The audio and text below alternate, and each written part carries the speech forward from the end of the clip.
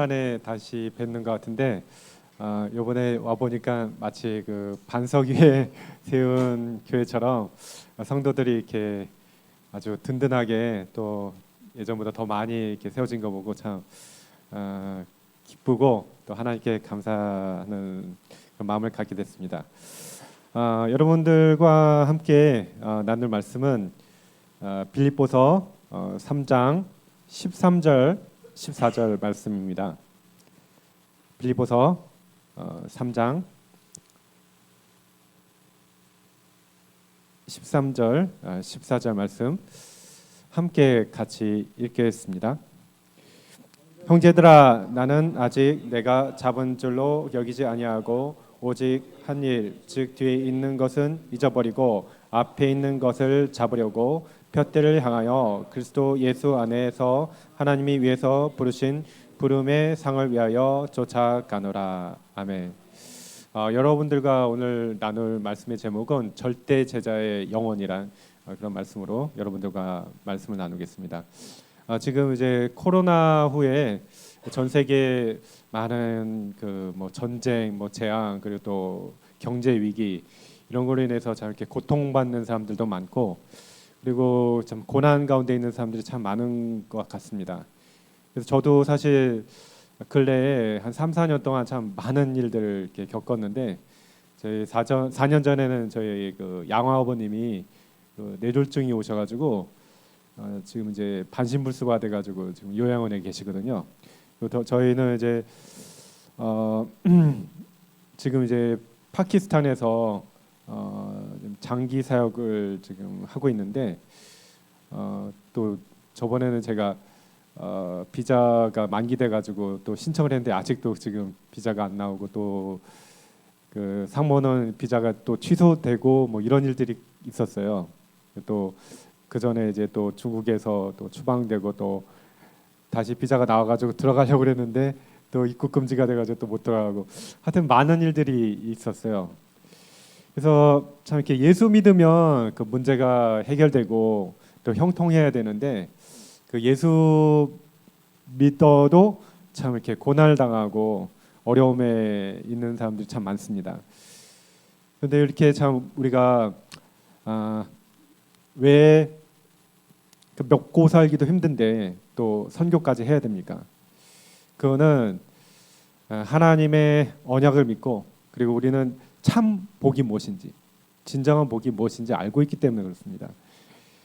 일제 시대 때 그 목사와 성도들이 그 핍박과 그 환난 가운데서도 그 신앙을 지키고 그 순교했던 이유가 무엇입니까? 그 하나님과 함께함을 진짜 누렸고 또 미래를 알고 있었기 때문입니다. 그래서 이들은 앞으로 받을 그 영원한 천국의 상급을 믿었기 때문에 이런 환난과 핍박 가운데서도 신앙을 지키게 되었습니다.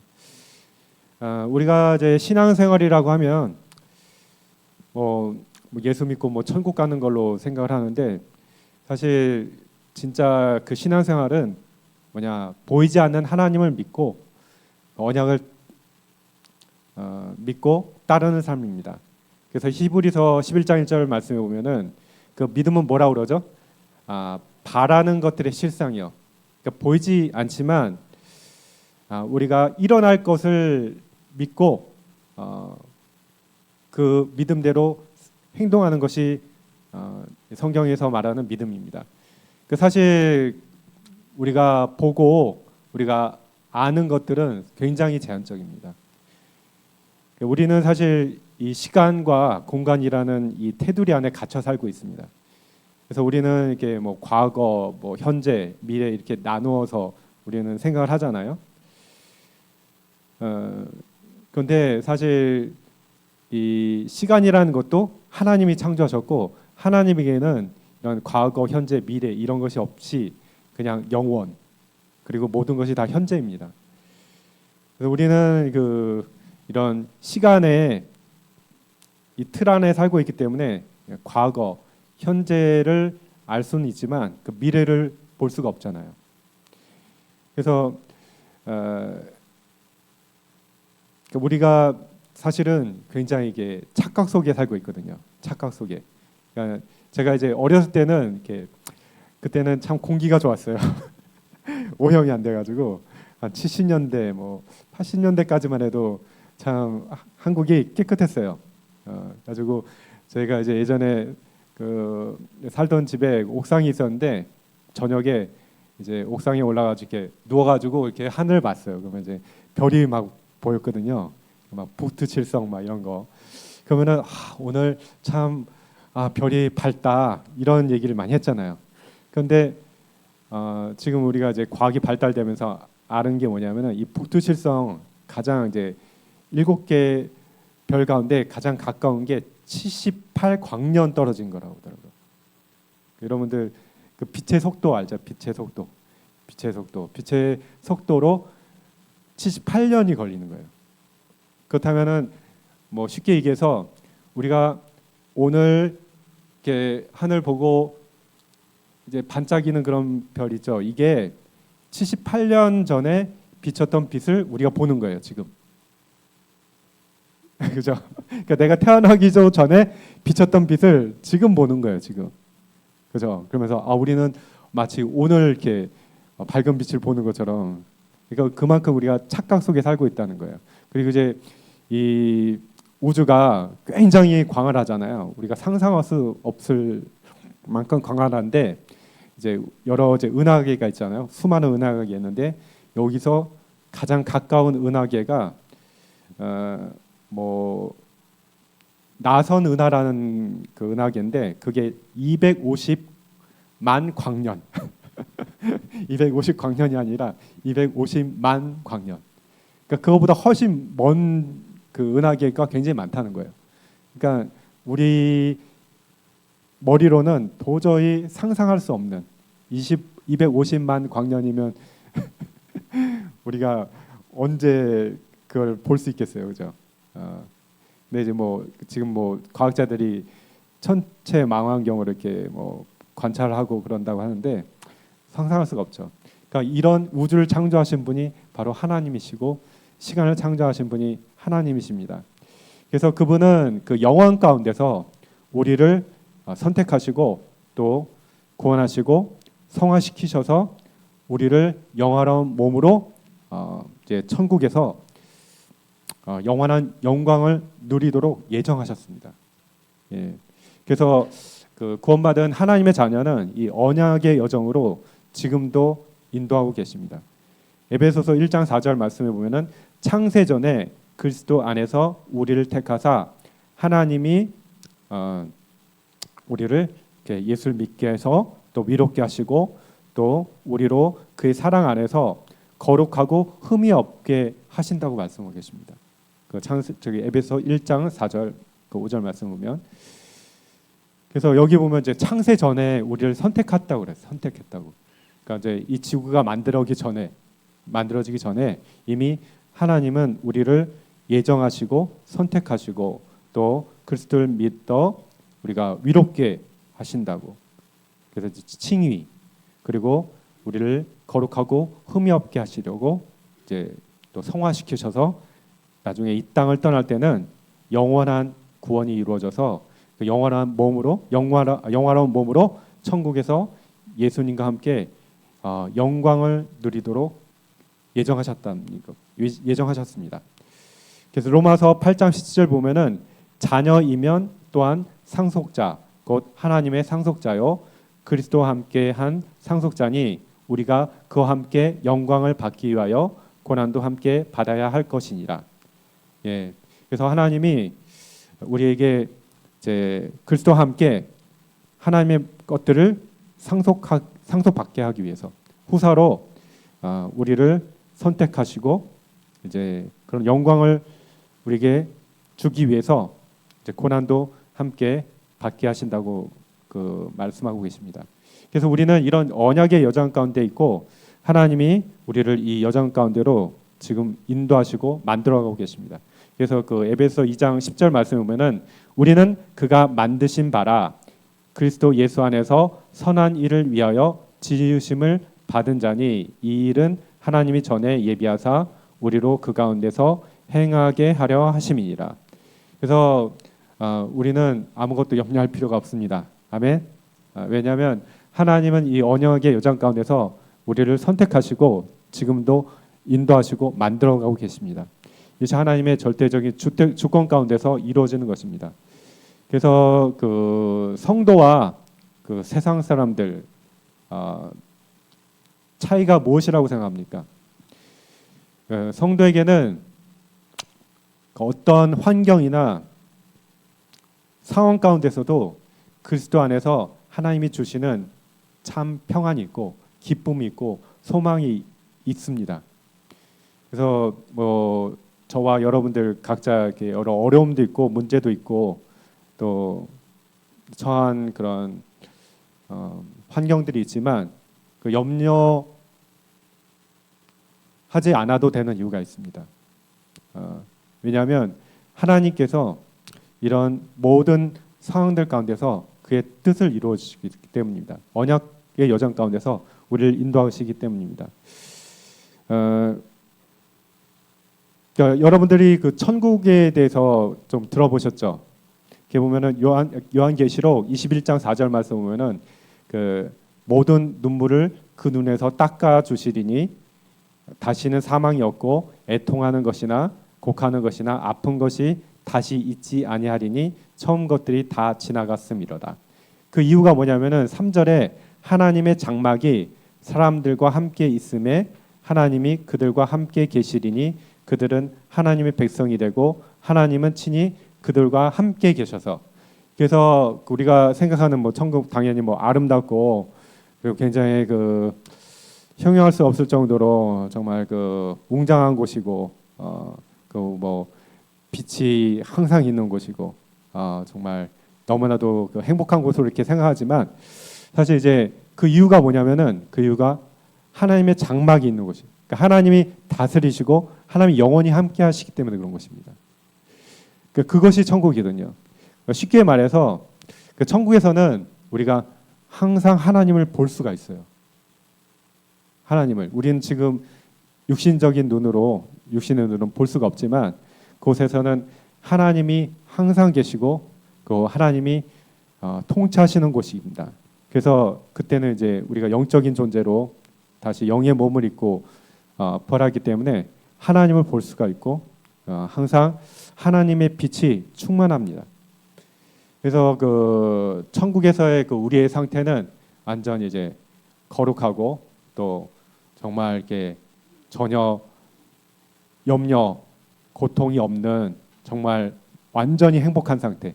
그래서 제가 예전에 어떤 그 간증하는 영상을 하나 봤는데 그 마약하던 사람이 뭐 어떻게 뭐 그 예수를 믿고 어떻게 갑자기 이제 죽게 됐어요. 죽게 돼가지고 이제 그 천국에 갔다가 이제 왔는데 그 사람이 이제 하는 말이 천국에서 자기가 그 느꼈던 그 기쁨은 마약의 한 1000배 정도 된대요. 그 마약 그 천국에 갔을 때 그 느낀 그 기쁨은 한 1000배 정도 된대요. 그러니까 그게 이제 영원히 우리가 그렇게 사는 거예요. 그런 기쁜 상태로.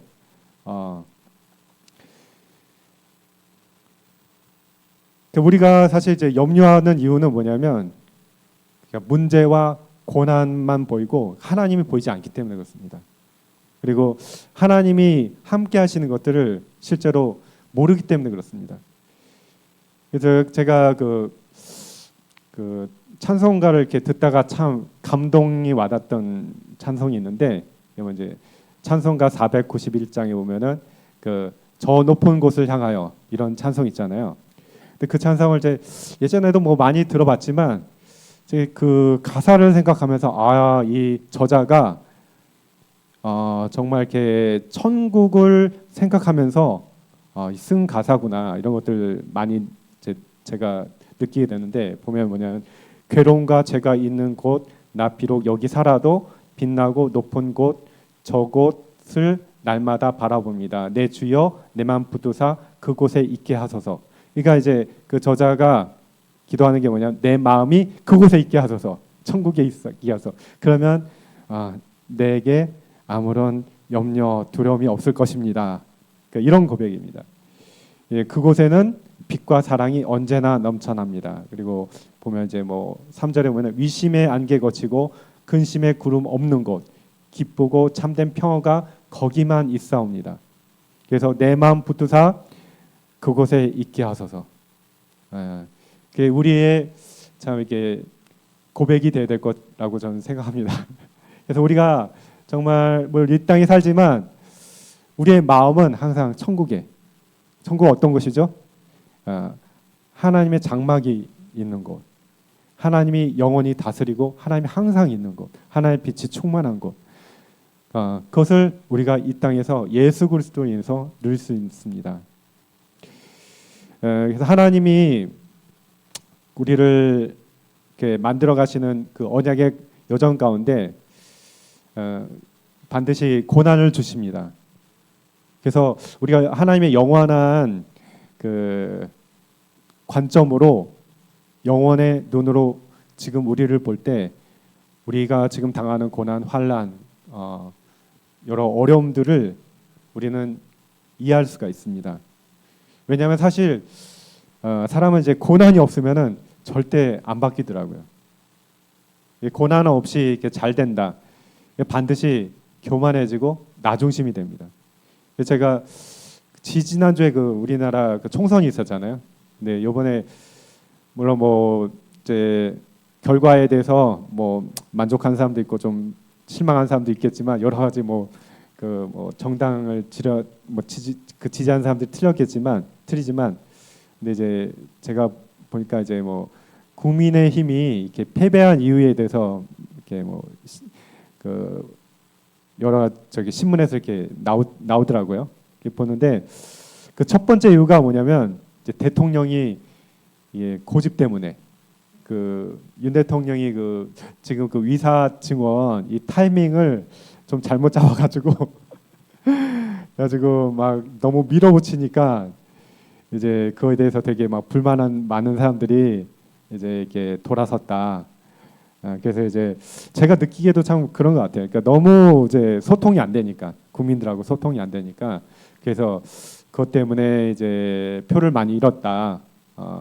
그렇다는 생각이 들어요. 근데 어쨌든 뭐 총선 이후에 보니까 뭐 총리도 이제 사퇴하고 또 거기 뭐 비서진도 뭐 사퇴하고 그러면서 이제 이걸 뭐 국민의 회초리로 받아들이고 이제 좀 바꿔 나가겠다 뭐 이러는데 참 미리 좀 알았으면은 참 더 좋았을 텐데 이런 좀 아쉬움이 있더라고요. 근데 어쩔 수 없어요. 인간은 고난이 와야지 좀 겸손해지고 그때 사람이 바뀌어요. 그러니까 사실 이제 제가 한 3년 전에 이제 중국에서 이제 추방이 되고 또 작년엔 또 이렇게 비자가 나왔는데 또 입국 금지가 됐어요. 그래가지고 이제 그때 하나님의 뜻으로 알고 저희가 이제 파키스탄에 장기 사역으로 이제 하나님이 이제 인도하신다 이런 생각을 들고 이제 제가 9월달에 작년 9월달에 이제 현지 교회를 중국 교회를 예전에는 우리 그 사모가 제가 없는 동안 거기서 이제 그 설교도 하고 인도를 했었는데 이제 저희 둘이 그냥 이제 파키스탄으로 장기 선교를 떠나면서 그 전도사 2명하고 거기 이제 집사들한테 맡겼어요. 사역을 맡기고 가게 됐는데 참 저는 사실 좀 염려도 많이 되고 걱정도 많이 됐지만 오히려 참 제가 없는 그 3년 동안에 참 이렇게 감사한 거는 그러니까 전도사들과 이렇게 제자들이 그러니까 집사들이 참 제자로 이렇게 많이 세워지고 또 참 저희 부부를 이렇게 흔쾌히 참 이렇게 또 하나님 말씀의 성취로 믿고서 이렇게 선교사로 파송해주고 저희를 위해서 지금도 기도해주고 또 자기들 그 정말 있는 힘을 다해서 이렇게 후원해주고 참 그러면서 너무 감사하더라고요. 그래서 이제 그 성도들이 우리를 이제 믿음의 모델로 보고서 이제 우리를 따라가겠다고 참 그런 거 보면서 참 이렇게 감사하고 또 제가 이렇게 추방당해서 중국을 떠난 것이 참 제자로 세워지고 또 자라나는데 참 이렇게 하나님이 이렇게 그런 것을 이렇게 인도하신 걸 보고 참 이렇게 감사하게 됐습니다. 이렇게 오늘 이제 저와 여러분들이 이제 선교주일로 이렇게 지키는데 우리가 왜 하나님을 위해서 이렇게 뭐 교회를 섬기고 또 헌금하고 전도하고 또 선교를 합니까? 왜 하나님이 우리에게 이렇게 뭐 전도하고 선교하라고 합니까? 그 사실은 그것이 우리를 위해서 하는 것입니다. 오늘 말씀에도 보면은 빌립보서 3장 14절 표대를 향하여 그리스도 예수 안에서 하나님이 위에서 부르신 부름의 상을 위하여 달려가노라. 그래서 이 바울은 고백하기를 하나님의 상급을 받기 위해서 그래서 표대를 향해 달려간다고 고백하고 있습니다. 하나님이 바울을 부르실 때 이방인과 임금에게 복음을 증거하도록 예수가 그리스도심을 증거하도록 바울을 선택하시고 부르셨습니다. 그래서 이 일을 위해서 자기는 달려간다고 고백하고 있습니다. 그래서 하나님이 또 저와 여러분들을 부르신 이유와 목적이 있습니다. 그러니까 하나님의 그 절대 목표는 첫 번째 뭐냐면 저와 여러분이 그리스도의 제자가 되는 것입니다. 그리고 제자를 남기는 것입니다. 그래서 마태복음 28장 19절 말씀 보면은 너희는 가서 모든 족속을 제자로 삼으라고 하셨습니다. 그리고 요한복음 15장 7절 말씀 보면은 너희가 내 안에 거하고 내 말이 너희 안에 거하면 무엇이든지 원하는 대로 구하라. 그래야면 이루리라. 그리고 8절에 너희가 열매를 많이 맺으면 내 아버지께서 영광을 받으실 것이요 너희는 내 제자가 되리라. 그래서 제자란 무엇이냐? 제자란 그리스도 안에 거하고 항상 그리스도 안에 거하고 또 그리스도의 말씀이 그의 생각과 마음을 지배하는 삶, 그리스도의 말씀이 항상 그 안에 거하는 삶, 이런 삶을 사는 자가 바로 제자입니다. 그래서 하나님은 저와 여러분이 항상 그리스도 안에 거하고 그 예수님의 말씀이 저와 여러분들을 지배하고 저를 통해서 여러분들 통해서 그리스도가 증거되기를 하나님은 원하십니다. 아멘. 그리고 그런 제자를 하나님은 남기기를 원하십니다. 그래서 뭐 제 인생의 목표는 뭐 교회 부흥, 뭐 이렇게 뭐 선교, 뭐 큰 사역을 하는 그런 게 아니라 사실 내가 제자가 되는 것입니다. 그리스도의 제자. 그리고 저를 통해서 그리스도의 제자들을 남기는 것입니다. 저희가 있는 그 파키스탄은 그 전체 인구가 2억 지금 한 거의 5천만 돼요. 2억 5천만. 그러니까 한국의 한 5배 정도 되죠. 근데 이제 그 중에 그 96%는 이제 무슬림, 그러니까 이슬람교도들이고 그리고 이제 기독교인이 한 2% 돼요. 그럼 2%도 꽤 많은 숫자예요. 한 400만 돼요. 400만. 근데 이 사람들이 어떤 사람들이냐면은 이제 그 영국 식민 지배 때 원래 이제 인도와 파키스탄, 방글라데시 이게 한 나라였어요. 그냥 인도였어요. 인도였어요. 그런데 이제 그게 종교 때문에 갈라진 거예요. 1947년에 이제 분리가 된 거거든요. 그런데 그 전에 이제 영국 식민 지배 때 그 영국 그리고 미국의 선교사들이 저희가 있는 지역이 이제 라오르라는 지역인데 그 라오르 그 이제 주가 속해 있는 주가 이제 판자브라는 주가 있어요. 판자브주. 파키스탄에서는 이제 가장 큰 주고 인구가 가장 많은 곳이에요. 거기가. 그리고 뭐 신디 주도 있고 뭐 또 다른 주가 있는데 이제 그 지역에 이제 그 영국과 미국 선교사들이 전도를 했어요. 근데 이제 원래 그 사람들이 생각했던 거는 좀 엘리트층에 인도의 엘리트층에 전도를 하려고 그랬는데 카스트 제도 때문에 이 사람들이 복음을 받아들이질 않는 거예요. 자기들은 이제 지배계층이고 뭐 풍족하니까 이제 복음을 받아들이지 않은 거예요. 그러다가 보니까 이제 제일 하층 계층. 그래서 카스트 제도에는 그 5계급이 존재해요. 5계급. 그런데 이제 제일 위에가 이제 그 브라만, 그 뭐 이제 그 성직 계급, 그다음에 제일 밑에가 노예 계급이에요. 노예 계급. 그다음에 그 밑에가 또 있어요. 그 밑에가 불가촉 계급이에요. 불가촉이라는 계급이 있어요. 그건 뭐냐면 손도 대지 말라는 계급이에요. 그러니까 너무 지저분하고 너무 이제 더러우니까 이 사람들은 손도 대지 마라. 이런 계급 사람들은 하는 일이 청소하고 그리고 뭐 시체 이렇게 처리하고 이런 일들만 해요. 요 계급들은. 근데 이 계급 사람들이 집단으로 개종을 해요. 기독교로.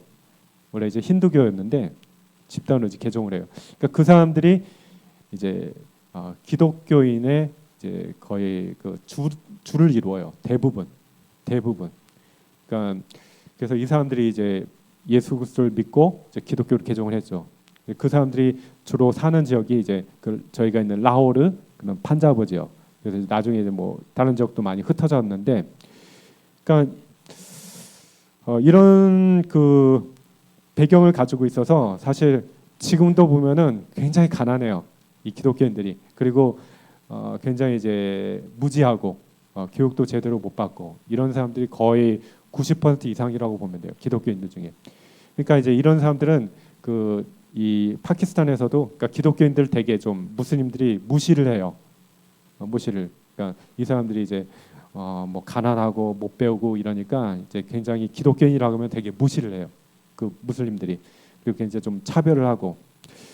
그래서 저희가 이제 그 파키스탄에서 좀 있으면서 참 저희가 보고 또 깨달은 게 뭐냐면 이 사람들의 이 잘못된 이 각인 그 뿌리 이 체질을 바꾸지 않으면 절대 이런 가난과 저주 운명에서 벗어날 수가 없다. 뭐 저희가 좀 뭐 구제해서 뭐 좀 도와주고 이런다고 해서 바뀔 게 아니더라고요. 그래서 저희가 지금 이제 파키스탄에서 지금 학교를 운영하고 있습니다. 이제 학교를 운영하고 있는데 처음에는 사실 이제 저희가 이렇게 우연한 계기로 그 파키스탄 형제를 만나서 그 캄보디아 있을 때 만나서 저희가 좀 양육을 하고 그러다가 이제 그 형제가 파키스탄으로 돌아가면서 그 형제가 이제 막 좀 그때 굉장히 뭐 주변에 사람들이 뭐 그 코로나 기간 동안 어렵다 그래서 뭐 저희가 밀가루도 보내주고 뭐 그 좀 구제 사역을 했거든요. 그러면서 이제 학교를 시작을 하게 됐는데 이제 처음에 이제 구제 사역을 이렇게 시작을 했어요. 그리고 이제 저희 교회가 이제 이렇게 헌금을 매달 해줘서 그 운영을 했는데, 근데 저희가 이제 작년 9월 달부터 이제 가서 거기서 있으면서 학교도 저희가 이제 직접 좀 운영하고 그리고 또 거기 있는 현지 그 선교사들하고 이제 만나서 좀 대화도 하고 하면서 이제 저희 학교 방향을 이제 바꾸기로 했어요. 예전에 좀 구제 사역으로 해서 이렇게 학교를 했다가 이제는 엘리트 제자를 세워야겠다. 그래서 이제 학교가 최종으로는 이제 자립할 수 있도록 그래서 이제 저희는 이 학생들 중에 정말 엘리트가 나오고 그러니까 제자가 나와야지 이 미래가 있다라고 저희는 이제 결론을 내렸고요. 그래서 제가 이제 한 예를 얘기하면은 어느 정도로 이 사람들이 그 카스트 제도 이런 전통 문화에 그게 뿌리가 내려져 있냐면 아침에 저희가 학교를 가면은 보통 이제 8시에 수업을 하게 돼 있어요. 8시에 수업을 하게 돼 있으면 제가 이제 좀 일찍 도착해 보면은 그 학생들이 좀 어린 그 일찍 온 애들도 있어요. 막 7시 반쯤에 온 애들 있고 뭐 또 교사들도 어쩔 땐 좀 일찍 와 있는데 근데 교실 바닥에 그 쓰레기가 가득한 거예요. 가득해요. 근데 이제 그 저희가 이제 고용한 그 청소부가 있는데 그 청소부는 그 또 자기 그 아이를 또 데리고 학교에 와요. 그 유치원 아이를 데리고 학교에. 근데 유치원 애들이 좀 늦게 나올 때가 많잖아요. 그러니까 이제 어쩔 때는 뭐 한 8시쯤에나 오고 또 늦을 때도 있고 그러거든요. 그러면은 그 청소부가 올 때까지 기다려요. 기다려서 이제 청소부가 와가지고 이걸 다 청소를 해서 이제 깨끗하게 하면은 이제 교실에 들어가가지고 이제 수업을 하는 거예요. 그러니까 수업이 굉장히 늦어지잖아요. 그러니까 애들은 먼저 와 있고 또 선생님들도 와 있습니다. 근데 참 답답한 게 아니 좀 와 있으면은 좀 청소를 하고 그리고 뭐 혹은 뭐 수업이 끝나고 자기들이 좀 깨끗하게 하고 가면은 바로 학교에 와서 수업을 할 수가 있잖아요. 그러니까 제가 답답해가지고 제가 빗자루 사가지고 청소를 했더니 난리가 난 거예요. 하지 말라고. 저기 그 선교사는 절대 이거 하면 안 된다고. 막 저 붙잡고 막 난리가 난 거예요. 몇 번이나. 그래서 아니 나는 그냥 하고 싶어서 하는 거다. 그랬더니 이거는 선교사가 하면 안 된대. 선생님들도 하면 안 되고 청소부가 해야 돼. 꼭 청소부가. 그러니까 그게 딱 이제 각인이 된 거예요. 그러니까 이런 일은 무조건 청소부만 할 수 있다. 그러니까 선생들이나 뭐 학생들도 하면 안 된다. 그러니까 이게 딱 각인이 되는 거예요. 그러니까 그게 어떤 이제 성경적인 그런 사고가 아니라 이 그 카스트 제도에 그 영향을 받은 거거든요. 카스트 제도. 그러니까 그런 것들이 사실 자신들도 모르게 굉장히 많이 이미 각인돼 있어요. 뿌리 내려 있어요. 그래서 정말 이 복음으로 말씀으로 이 잘못된 이 각인, 이 뿌리, 이 체질들을 바꾸지 않으면 정말 미래가 없더라고요. 그래서 이번에 이제 선교대회 때 이 강에서 그 이제 하신 말씀이 학교 전략, 이제 그 제3세계권 이런 나라들의 학교 전략 그리고 인재. 그래서 저희는 이제 거기 한 학생이 이제 뭐 저희 그 학교에서 공부한 학생은 아닌데 이제 저희가 예전에 컴퓨터를 좀 가르쳐 줬는데 학교에서 그때 잠깐 배웠다가 이제 지금 이제 대학교 다니는데 그 학생이 이제 지금 그 저희가 있는 지역에서 굉장히 좋은 학교에 지금 다니고 있거든요. 그래서 지금 그 위학학에서 이제 공부를 하고 있는데 위학학과를 공부하고 있는데 그래서 저희가 이제 매달 이제 장학금을 지급하고 있어요. 근데 저희가 좀 뭐 여유가 된다면은 좀 더 그런 인재들 많이 좀 돕고 싶은데 이 학생이 어느 정도로 참 어려우냐면요. 그 자기 그 아버지가 청소부예요. 청소부. 그러니까는 그 라오르라는 지역만 해도 그 청소부 중에 76%가 기독교인이에요. 기독교인. 그러니까 아까 얘기했지만 전체 인구의 2%밖에 안 되거든요. 기독교인이. 그러니까는 그 사회에서는 심지어는 청소부를 뽑을 때 비무슬림만 뽑아요. 그러니까 이슬람은 하면 안 돼. 이슬람 교도들은 이런 되게 굉장히 그 좀 비천한 일은 하면 안 되는 거예요. 그러니까 이제 그 정도로 이렇게 기독교인에 대한 좀 차별, 이렇게 무시하는 그런 게 있어요. 그래서 이제 그 아버지도 그 청소부거든요. 청소부고 또 그 자기 그 동생이 4명이 있어요. 4명이. 근데 청소부인데 한 달 월급이 29,000 루피.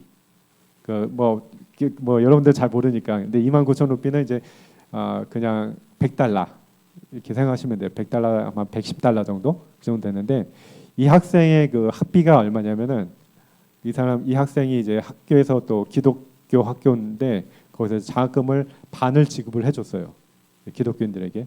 그래서 거기서 반을 그 자기가 이제 학비를 받고 그리고 매달 또 대출해가지고 그 갚아야 되는 게 있는데 매달 32,000 루피예요. 그러니까 이제 한국 돈으로 한 15만 원 정도, 16만 원 정도 이 정도 돈을 매달 이제 지불을 해야 돼요. 근데 아버지 그 한 달 월급보다 더 많아. 그 한 달에 이제 내야 되는 그 학비가. 그래서 자기 동생도 있고 엄마는 이제 애들 또 돌봐야 되냐고 직업이 없어요. 그래서 자기가 이제 그 학교 끝나면은 그 장난감을 이렇게 팔아요. 장난감, 그 니아카 같은 데다가 이제 장난감을 갖다 이렇게 팔고, 그래서 그거 팔아서 뭐 한 달에 한국 돈 한 5만 원? 그 정도 벌어요. 그 정도. 그러니까 그거 가지고 또 이제 학비를 좀 보태는데 뭐 전혀 턱없이 모자라죠. 그래서 이제 저희가 이제 그 중에 한 2만 루피 정도 좀 지원해주고, 그리고 좀 이제 저희가 좀 뭐 여기 지금 나와 있어서 지금 저희가 좀 이렇게 그 학생을 잘 이렇게 그 좀 도와줄 수가 없는데, 좀 앞으로 좀 저희가 좀 일자리도 좀 쉬운 걸로 좀 뭐 가르치는 거 이런 걸 좀 소개시켜줘서 좀 하려고 하는데, 좀 그런 인재들, 이런 인재들이 참 그 나라에 필요하거든요. 이런 인재들이 나와야지 이 기독교인들이 좀 지위를 얻고, 그리고 이런 사람들이 또 후대들도 도와줄 수가 있고. 그래서 이제 저희는 이제 좀 그런 인재 사역을 지금 좀 이렇게 계획하고 있고요. 그래서 참 그게 그 아버지도 참 대단하지만 그 삼촌이, 자기 그 삼촌이 그 어떻게 얘기를 하냐면은, 너희는 이제 이 공부만이 살 길이다. 그래가지고 뭐 그 자기 뭐 아버지도 아닌데 그 자기와 자기 그 밑에 동생을 그렇게 엄격하게 공부를 시켰다고 하더라고요. 그래서 막 공부 안 하면 막 때리고 막 그래가지고 애가 이렇게 억지로 그냥 막 공부를 해가지고 좋은 대학에 들어갔어요. 그 자기 동생도 그 라울에서 최고 좋은 대학에 들어가고. 그래서 제가 하고자 하는 말은 뭐냐면은, 이 복음과 이 교육이 아니면 이 사람들의 운명을 바꿀 수가 없어요. 운명을 바꿀 수가 없어요. 그래서 이제 저희도 이제 이런 그 인재 전략을 좀 저희가 쓰려고 하고 있고, 그리고 그 중에 이제 여기 보면 또 현지인 전도사 그런 메시지가 나왔는데, 이 중에 이제 현지인 중에 제자를 키워서 이들이 이제 사역을 할 수 있도록 돕는 게 사실 가장 빠른 길이다. 그래서 사실 선교를 보면은, 이렇게 하는 거 보면은 참 한국 사람들의 특징이 뭐냐면은 굉장히 성질이 급해요. 성질이 급해. 그래서 그냥 빨리 그냥 성과가 나타나는 거, 이런 것들을 이렇게 하려고 하는데, 사실 선교라는 거는 그 사람들의 가치관, 인생관, 세계관을 바꿔놔야 돼요. 복음으로, 말씀으로 바꿔놔야 돼. 그냥 뭐 종교만 기독교로 되는 게 아니라 정말 이 사람들의 가치관, 인생관, 세계관 속에 복음이 들어가야 되고 말씀이 들어가야 돼요. 그래서 이것이 기준이 돼야 되지, 그렇지 않고는 절대 운명을 바꿀 수가 없어요. 절대 바꿀 수가 없어요. 그래서 우리나라가 사실 유일하게 선교에 성공한 나라예요. 전 세계에서 유일하게. 그러니까 우리나라는 예전에 복음이 없을 때는 우상이 충만한 나라고, 그죠? 굉장히 폐쇄되고 가난하고 무지했었어요. 그죠? 우리나라 옛날에 선교사들이 왔을 때. 그리고 정말 뭐 미신도 많고 또 뭐 불교 하여튼 그 예전에 그 지금도 많지만 그 무속인도 엄청 많았고, 그죠? 그랬는데 지금의 한국은 이 문화 자체가 바뀌었어요. 그런 우상 문화. 그리고 우리 그 한국 사람들의 그 이제 잘못된 그런 각인들, 뿌리들, 체질들, 이런 것들이 진짜 많이 바뀌었어요.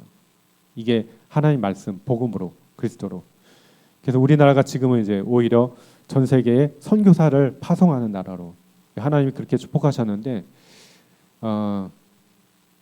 정말 우리가 이제 정말 예전에 그 미국 선교사들, 그리고 뭐 이제 뭐 영국이나 아니면 뭐 캐나다 이런 선교사들이 한국에 와서 했던 것처럼 정말 그렇게 그 한국인 그 현지인 제자들을 세워야 됩니다. 제자들을 우리가 키우고 그들을 세워서 그들이 정말 이 나라를 바꿀 수 있도록 그것이 참 선교라고 저는 생각합니다. 그래서 그리스도의 제자를 남기는 것, 그리스도의 제자를 세우는 것. 그래서 좀 참 제가 이제 아까 그 장로님이 잠깐 이제 포럼하면서 참 이렇게 참 감동도 받고 참 이렇게 감사했는데 사실 제가 참 이렇게 선교하면서 참 안타까운 게 뭐냐면은 뭐 아까 뭐 후원 뭐 이런 것도 얘기했지만 그거보다 참 안타까운 게 뭐냐면은 저희 혼자 다 해결해야 돼요. 모든 거를. 심지어 비자 문제도 너무 이제 물론 뭐 제가 이제 인본주의 있어가지고 여러 방법을 뭐 찾아서 할 수 있겠지만 만약에 어떤 산업인이 어떤 사업체를 이제 파키스탄에 이제 좀 하나 세워서 이제 비즈니스 비자로 이렇게 해준다. 그러면은 굉장히 쉬운데 이런 사람이 하나도 없는 거예요. 제 주위에. 우리 이제 단체 안에 이런 이제 파키스탄의 마음을 품은 그런 산업인들이 없는 거예요. 그러니까 이제 선교사들이 비자 문제도 해결해야 되니까 저같이럼 이렇게 참 어려움을 만나기도 하고 그래서 이제 사실은 뭐 보니까 뭐 그렇게 어려운 것도 아닌데 그래서 좀